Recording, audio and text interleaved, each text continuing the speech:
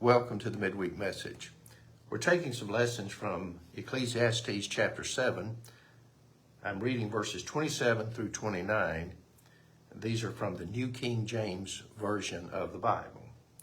Solomon said in Ecclesiastes 7 and verse 27, "Here is what I have found, says the preacher, adding one thing to the other to find out the reason, which my soul seeks, but I cannot find. One man among 1,000 I have found, but a woman among all these I have not found. Truly, this only I have found, that God made man upright, but they have sought out many schemes." And that's Ecclesiastes chapter 7, verses 27 through 29 from the New King James Version of the Bible. Solomon talks about the things that he has found. Here is what I have found. One man among 1,000 I have found. A woman among all these I have not found. This only I have found. And so over and over again, he's talking about his discoveries in life. And let's look at verse 27. "Here is what I have found, says the preacher, adding one thing to the other to find out the reason." Solomon is on a voyage of discovery. And he's saying, I have discovered these things. I've found out these things by combining facts, by thinking about things, by gaining knowledge, adding one thing to another. I have found some things in life. I've come to understand some things, and that's what we do in life. We go through our existence compiling facts and knowledge to reach conclusions. So this is what I have found. That's verse 27. Verse 28 says, "Which my soul seeks, but I cannot find."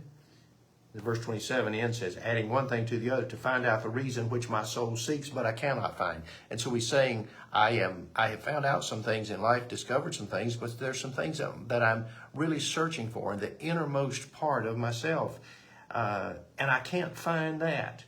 "Here's what I have found," says the preacher, adding one thing to the other to find out the reason which my soul seeks, but I cannot find. In other words, I'm searching for a reality, a form of understanding, and it eludes me even though I have sought it diligently. And then he makes a curious statement in some measures. "One man among 1,000 I have found, but a woman among all these I have not found."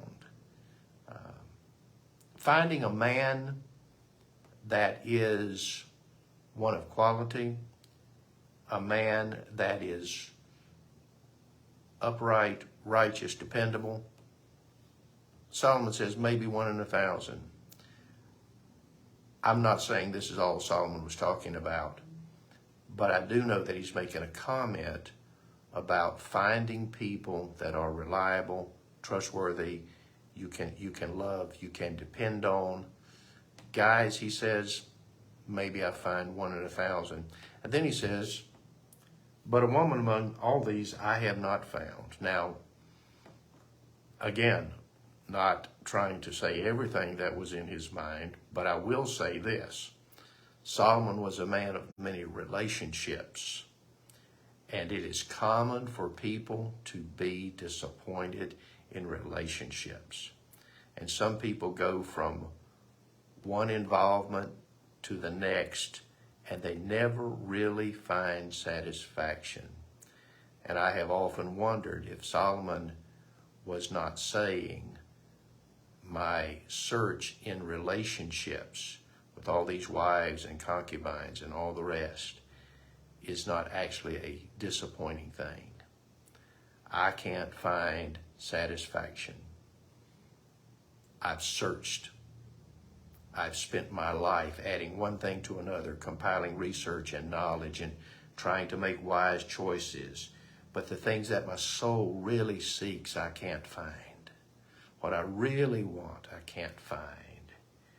One of these things he was looking for was a good relationship. It may be that that's a little bit of what he was talking about. I do know that that is common among people today, to have difficulty finding the right relationships. Though they try, they may be searching in the wrong way.